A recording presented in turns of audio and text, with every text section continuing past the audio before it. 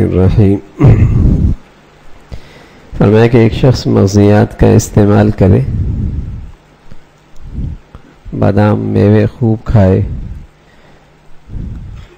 یقیناً اس سے اس کا جسم صحت مند ہوگا، صحت مند اور تندرست ہوگا اور فربہ ہوگا۔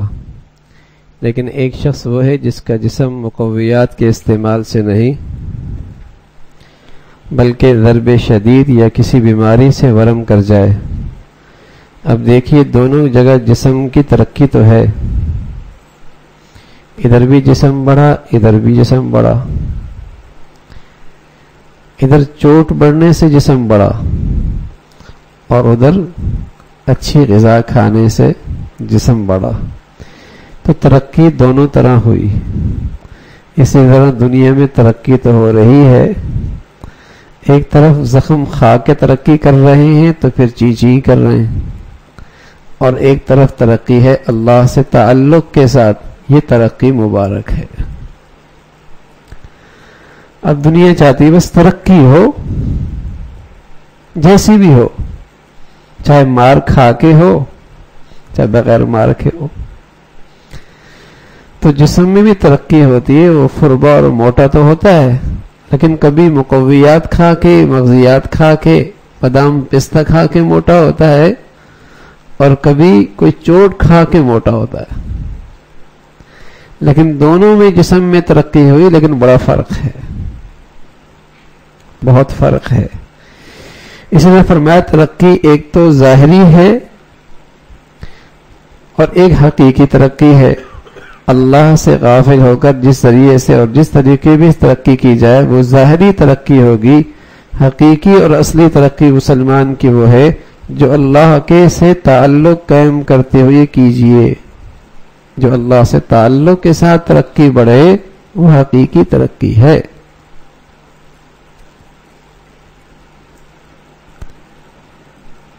تو اسلام مسلمانوں کو ترقی سے روکتا نہیں بلکہ ترقی کے راستے پہ ڈالتا ہے، لیکن حقیقی ترقی کے راستے پر،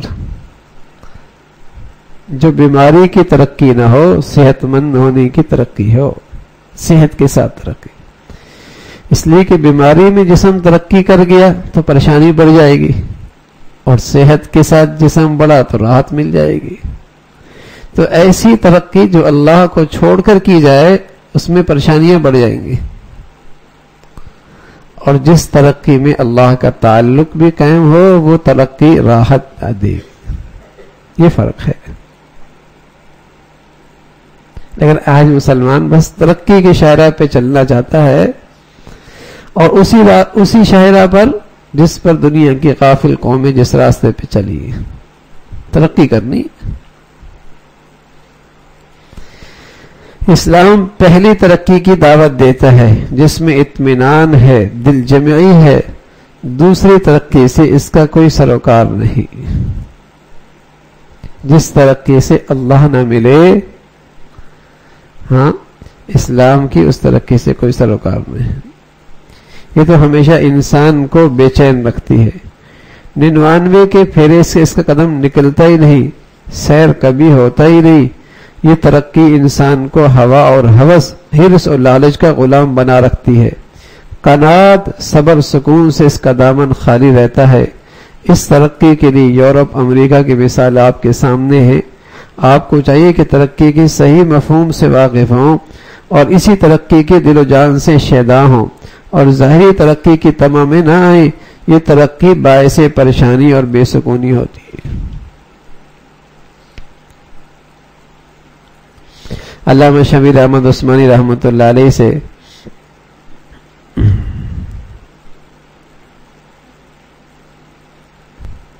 ایک انگریز نے کہا، قرآن پاک میں اللہ تعالیٰ نے فرمایا کہ تفکر کرتے ہیں آسمان اور زمین کی پیدائش میں، تو مولانا آپ لوگ کہاں اس پر عمل کرتے ہیں؟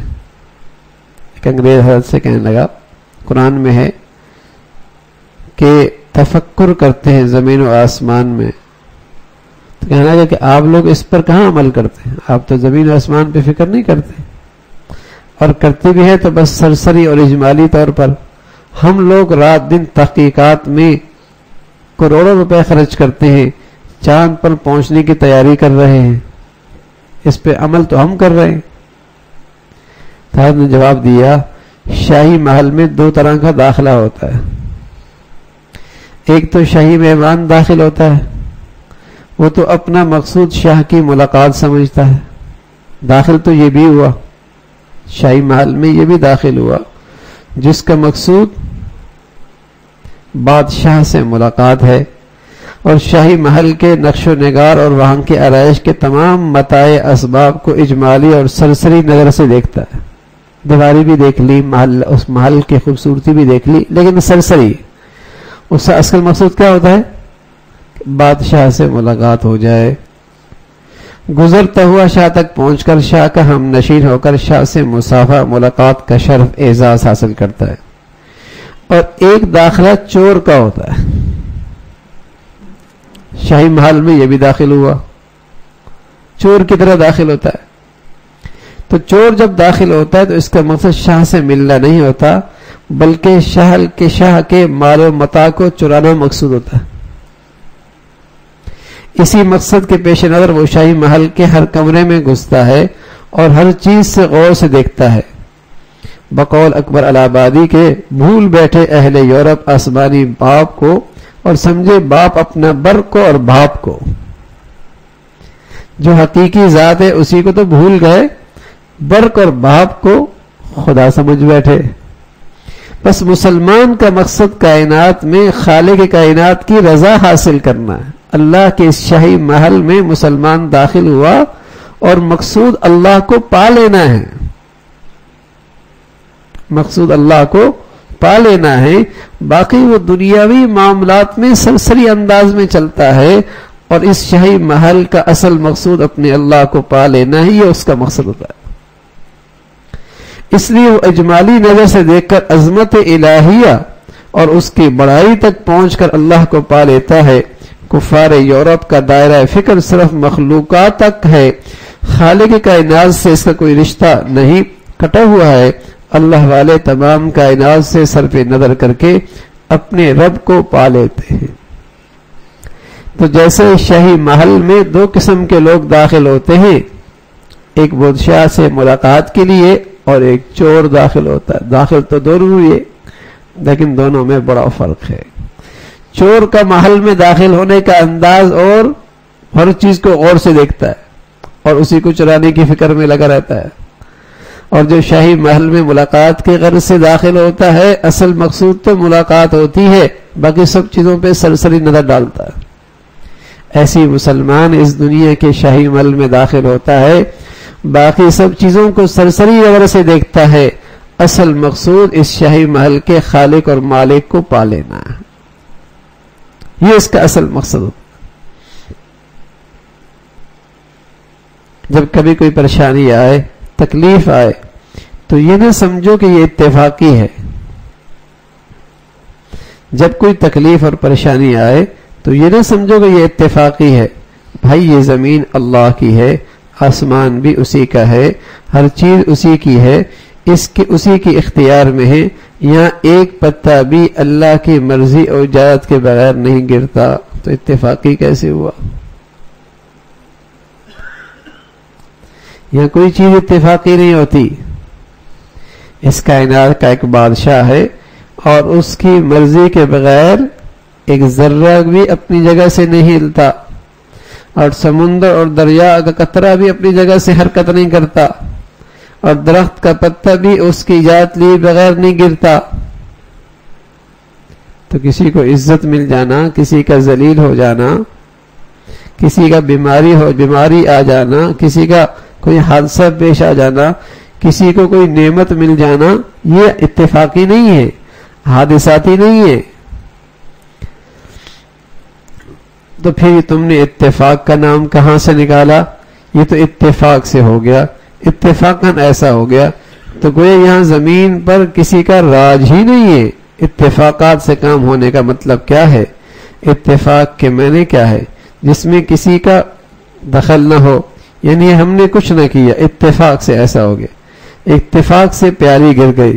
اتفاق سے جو جملہ ہے یہ غیر اصولی جملہ ہے، اس کی طرف ہم لوگ دھیان نہیں دیتے، بلکہ بیکار جملہ ہے. یوں کہو اللہ کے حکم سے سب کچھ ہوتا ہے، اللہ کے حکم سے سب کچھ ہوتا ہے.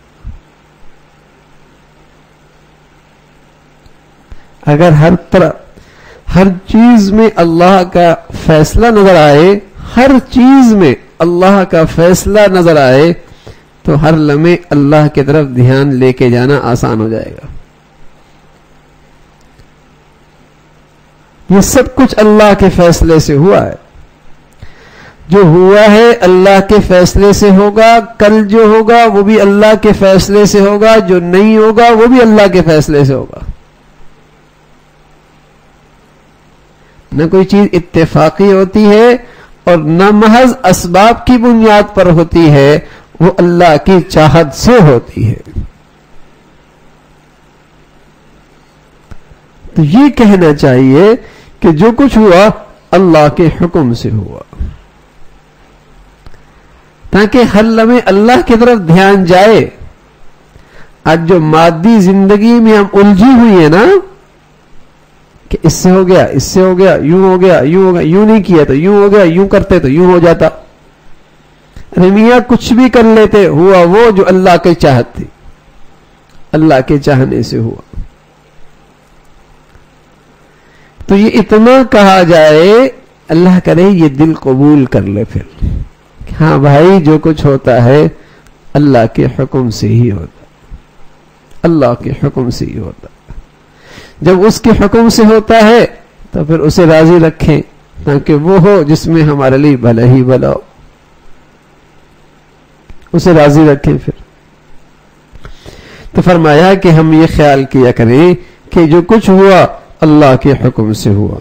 کوئی اچھی چیز مل جاتی ہے، لوگ یہ نہیں کہتے کہ اللہ کی مہربانی سے مل گئی، اس کی رحمت سے مل گئی. کہتے ہیں صاحب حسن اتفاق سے ایسا ہو گیا.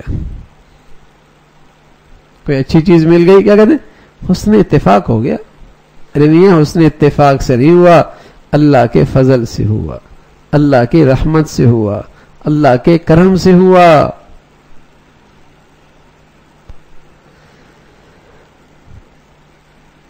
سوء اتفاق کبھی کہتے بھائی سوء اتفاق ہو گیا، یعنی اتفاق برا ہوا اس لیے ہو گیا، یعنی برے اتفاق سے اس کا نام رکھ دیا گیا. اللہ کے سوچئے اس کا مطلب ہوا کہ خدا سے اس کا تعلق ہی ختم ہو گیا. دنیا میں کوئی سوء اتفاق سے ہو رہا ہے، کوئی حسن اتفاق سے ہو رہا ہے، کوئی اللہ کے چاہنے سے بھی ہو رہا ہے.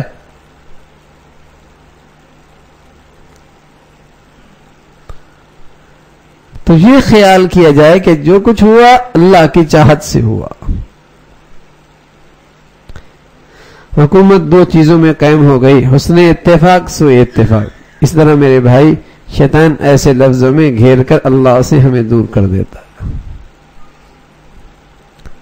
حالانکہ ہمیں ہر چیز میں تصور کرنا چاہیے جو بھی ہے سب اللہ کے حکم سے ہے، سب اللہ کے حکم سے ہے. الا لہ الحکم، اکیلے اللہ کا فیصلہ ہے. واللہ یحکم لا معقب لحکمہ، اور جب وہ فیصلہ کر لے ساری دنیا رکاوٹ ڈالنا چاہے تب بھی اس نے ہو کے رہنا ہے. واللہ یحکم لا معقب لحکمہ، اور جب اس نے طے کر لیا کہ نہیں ہونا، ساری دنیا کرنے پہ آئے، اس نے نہیں ہونا. اللہ کرے یہ بات ہمارا دل بھی مان لے کہ جس چیز کا اللہ نے طے کر لیا ساری دنیا کرنے پہ رکاوٹ پہ آ جائے، کوئی بندش نہیں کر سکتا بھائی، کوئی بندش نہیں کر سکتا. بندش کر دی، بندش کر دی، رکاوٹ ڈال دی. اللہ نہ چاہے کوئی رکاوٹ نہیں ڈال سکتا، اور جب اللہ ہی نہ چاہے پھر کون کھول سکتا ہے؟ پھر کوئی نہیں کھول سکتا.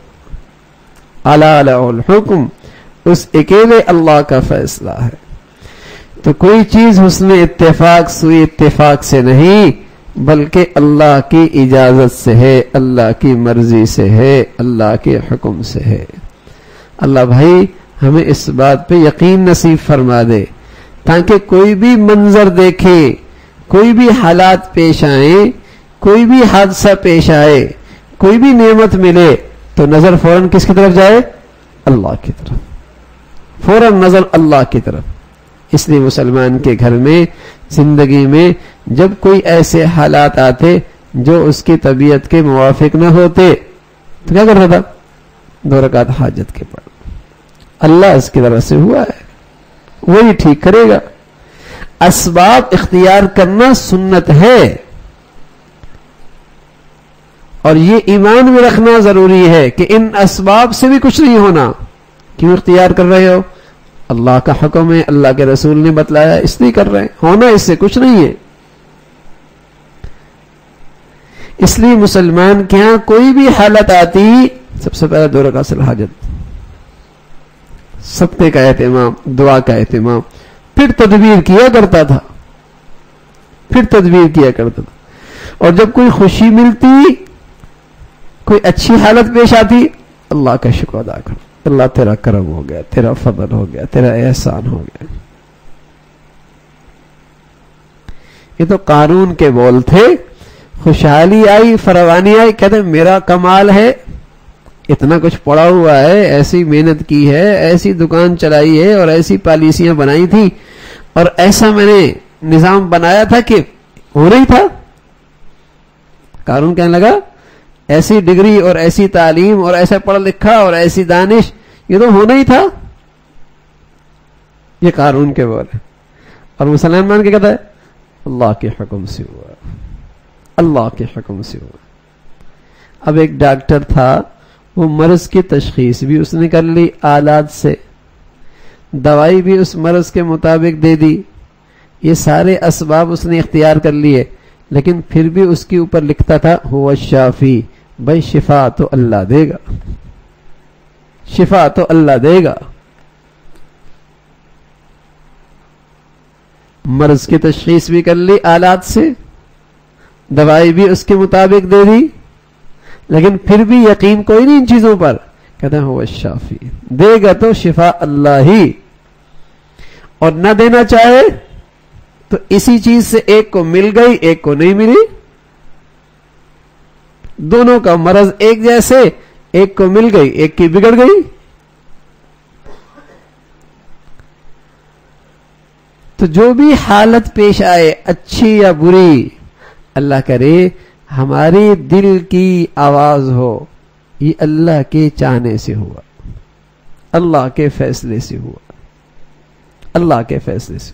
ہاں، اللہ رب العزت نے اپنے کچھ فیصلے انسان کے اعمال پر طے کر رکھے ہیں کہ اس کے بدن سے یہ نکلے گا، میری طرف سے یہ فیصلہ آئے گا، اور اس کے بدن سے یہ عمل نکلے گا، میری طرف سے یہ فیصلہ آئے گا، یہ اللہ نے طے کر رکھے۔ بد عملی کرے گا تو یہ سزا آئے گی، یہ عمل کرے گا تو یہ انعام ملے گا، یہ بھی اللہ کی طرف سے کچھ طے شدہ شکلیں ہیں۔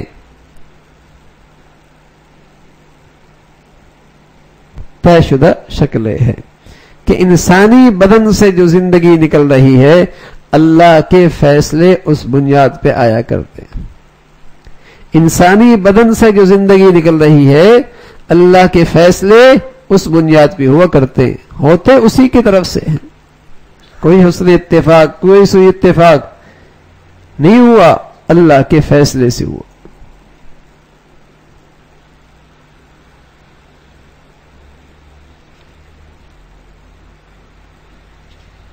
صدیق اکبر رضی اللہ تعالیٰ نے ایک دفعہ حضور علیہ الصلوۃ والسلام سے عرض کیا، اللہ کے رسول، مجھے دنیا میں صرف 3 چیزیں محبوب ہیں، ان سے بڑھ کر میری نگاہ میں کوئی چیز نہیں۔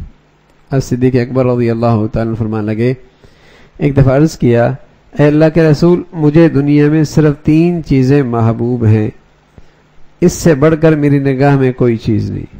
النظر الیک، ایک یہ کہ آپ کی طرف دیکھنا، سبحان اللہ۔ بھائیو غور کرو،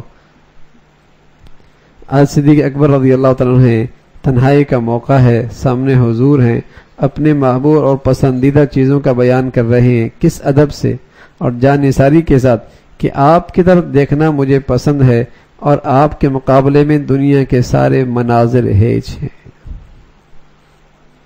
اچھا، وہ یوں کہا کرتے تھے، صرف لفاظی نہیں ہوا کرتے تھی، بناوٹی باتیں نہیں تھی، یہ ان کی دل کی ترجمانی ان کی زبان کیا کرتے تھے۔ النظر الیک، آپ کو دیکھنا مجھے سب سے زیادہ اس دنیا میں پسند ہے، اس کے مقابلے میں سارے مناظر ہیچ ہیں۔ الیجوس بین یدیک، دوسری چیز جو مجھے سب سے زیادہ پسند ہے وہ ہے آپ کے سامنے بیٹھنا، آپ کی صحبت اختیار کر۔ سبحان اللہ، حضرت صدیق اکبر رضی اللہ عنہ کی محبت پر قربان ہو جانے کو جی چاہتا ہے، ایسے سامنے بیٹھے کہ بیٹھنا اتنا پسند ہے کہ دنیا کی ہر چیز سے۔ والانفاق علیک، اور تیسری چیز جو مجھے پسند ہے وہ یہ ہے آپ پہ خرچ کرنا۔ سبحان اللہ، اور اس امت میں ان تینوں چیزوں میں صدیق کے مقابلے پہ کوئی نہیں آیا۔ صدیق کے مقابلے پہ کوئی نہیں آیا۔ اس لیے ایک مرتبہ عمر فرمانے لگے رضی اللہ تعالیٰ عنہ، عمر فرمانے لگے صدیق ایسا کرو کہ ساری زندگی کی میری عبادات لے لو، ایک رات کی عبادت مجھے دے دو، جس رات تم اپنے نبی کے ہمارے نبی کے ساتھ تھے غار ثور میں ہجرت کی رات میں، ایک رات تیری ایسی ہے میری زندگی بھر کی نیکیوں پہ بھاری ہے۔